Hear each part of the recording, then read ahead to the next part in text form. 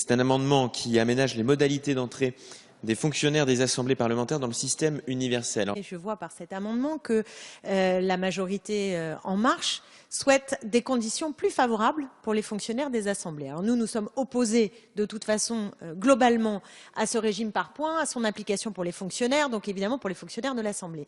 Mais je voudrais savoir sur quels arguments s'étaye le fait qu'on va décaler de 10 ans l'application pour les fonctionnaires des assemblées et avoir un certain nombre d'aménagements plutôt favorables par rapport au choc que constitue le passage au régime à points pour les fonctionnaires.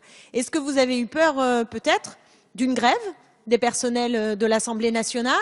Qu'est-ce qui s'est passé pour que vous décidiez de faire un système qui soit plus favorable aux fonctionnaires des assemblées? Concernant les fonctionnaires parlementaires, alors bon, je me réjouis que l'ensemble des députés sur ces bancs, effectivement, reconnaissent le travail et la grande valeur de l'ensemble de ces fonctionnaires.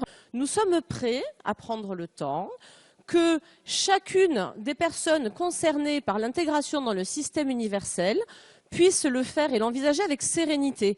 Et dans le cadre des fonctionnaires des assemblées, on prend le même temps que l'on prend dans certains régimes spéciaux, et vous le savez très bien. Donc il n'y a là rien d'étonnant.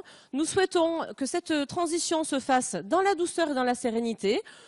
On doit vivre dans un même système pour tous qui sache s'adapter aux spécificités de chacun. Que chacun puisse trouver dans ce nouveau système une reconnaissance de ses efforts, de ses mérites et de ses difficultés. Je ne dis pas que travailler dans la fonction publique parlementaire est plus pénible qu'ailleurs, quoique travailler au service de parlementaires qui peuvent parfois se montrer pénibles pourrait rendre pénible le fait de travailler à leur service.